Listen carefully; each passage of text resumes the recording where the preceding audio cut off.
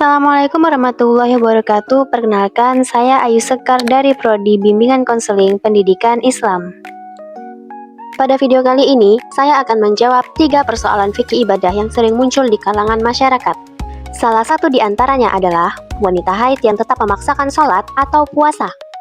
Masalah ini muncul karena banyak orang belum paham batasan syariat dalam ibadah.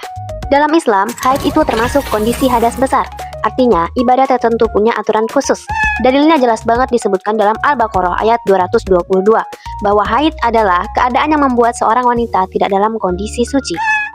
Kenapa bisa begitu? Karena ini bagian dari keringanan dan rahmat. Haid bukan dosa, bukan juga kekurangan. Justru Allah memberikan jeda agar tubuh perempuan yang sedang lemah tidak dipaksa beribadah fisik yang berat. Soalan selanjutnya adalah orang yang batal wudhu saat sholat berjamaah. Banyak orang yang masih bingung harus gimana. Seperti apa yang harus kita lakukan ketika kita batal wudhu saat sholat berjamaah? Dalam Islam, wudhu itu syarat sahnya sholat. Jadi, kalau seseorang batal di tengah-tengah sholat, otomatis sholatnya juga batal. Dasarnya ada di Quran Surah Al-Ma'idah ayat 6 yang menjelaskan kewajiban berwudhu sebelum sholat, termasuk cara bersuci yang benar. Rasulullah SAW juga menegaskan dalam hadis riwayat Muslim, tidak akan diterima sholatnya seseorang yang berhadas hingga dia berwudhu.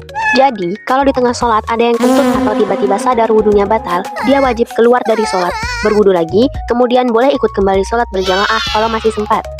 Baiklah, kita akan masuk ke persoalan yang ketiga dan yang terakhir, yaitu tentang hukum sholat dalam keadaan masih najis pada badan atau pakaian. Islam menekankan kebersihan sebagai bagian dari ibadah. Bahkan hal sekecil pakaian aja dibahas langsung oleh Allah dalam Quran Surah Al-Muddatsir yang berbunyi, dan pakaianmu, bersihkanlah. Para ulama menjelaskan bahwa jika seseorang sholat sambil mengetahui ada najis di pakaiannya dan dia sengaja membiarkannya, maka sholatnya tidak sah. Tetapi kalau dia tidak tahu atau lupa, lalu baru menyadarinya setelah sholat selesai, maka sholatnya tetap sah menurut mayoritas ulama. Ini menunjukkan bahwa syariat itu realistis dan tidak membebani orang di luar kemampuan. Secara keseluruhan, Islam menekankan pentingnya kesucian, tetapi tetap memberi kemudahan sesuai kemampuan manusia. Aturan-aturan ini dibuat bukan untuk memberatkan, tetapi untuk menjaga kualitas ibadah agar sesuai dengan tuntunan Rasulullah SAW.